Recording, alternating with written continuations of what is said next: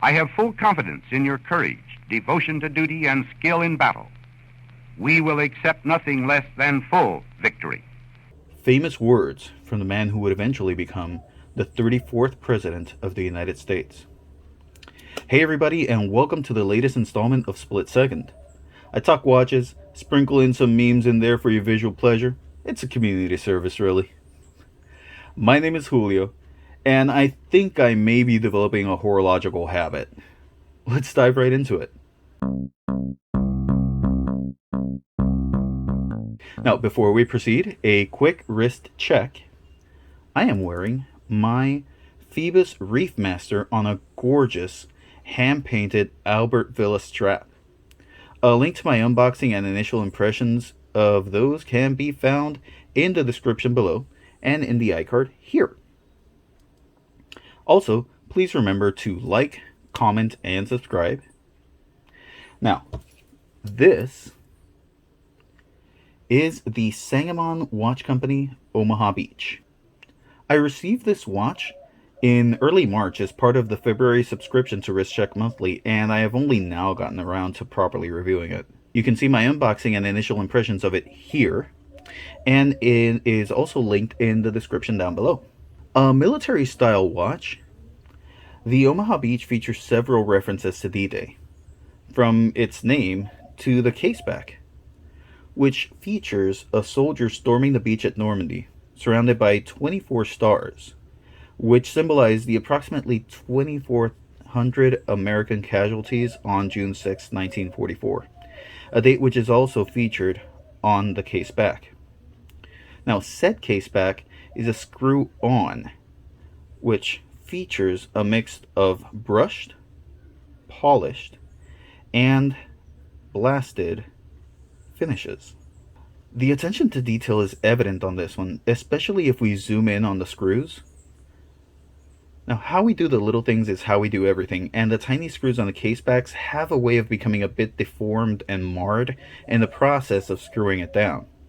So it is very satisfying to see these are effectively immaculate. The case back, signed crown, and buckle are all made of 3/16L stainless steel. The watch comes in at 43 millimeters in diameter, almost 52 millimeters lug to lug, about 12 millimeters thick, and it has a 22 millimeter lug width. The watch features a fixed bezel, which includes some notching, and for some reason I initially thought that would mean it rotated.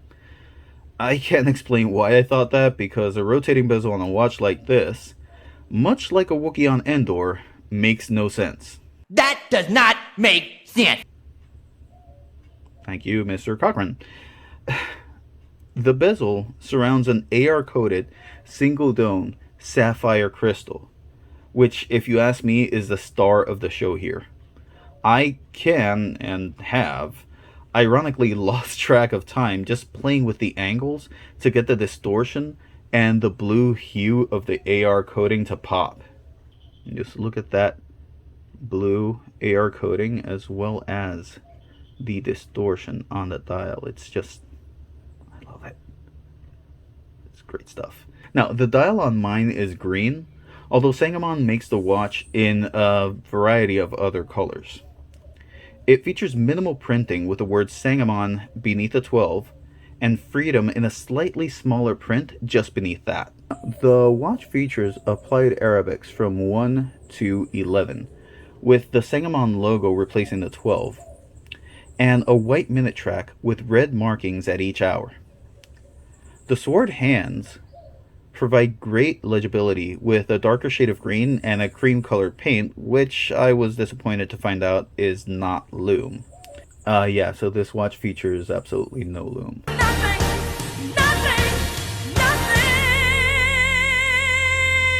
Another noteworthy feature is the small seconds hand, which is located in a recessed subdial at 6 o'clock. This hand, as well as the tiny Arabics bordering the subdial every 10 seconds, are the same shade of red as the hour markings on the larger dial, and really serve to pull the color scheme together. Underneath the small seconds hand is a 5-pointed star in the same shade of cream as the inside of the hour and minute hands. Powering this watch is a Seiko Instruments VD78 quartz movement, which provides for accuracy and reliability as quartz tends to do. Securing the watch to the wrist is a very comfortable leather strap, which includes the Sangamon logo stamped underneath. The watch comes in a very nice box, which includes some literature about D-Day,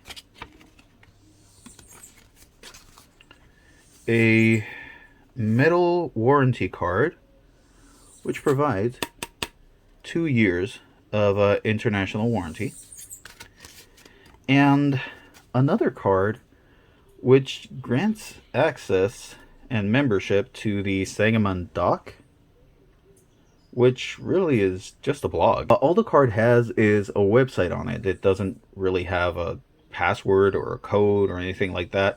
So although it's nice, the card is a bit of wasted metal if you ask me. The kit also comes with commemorative dog tags,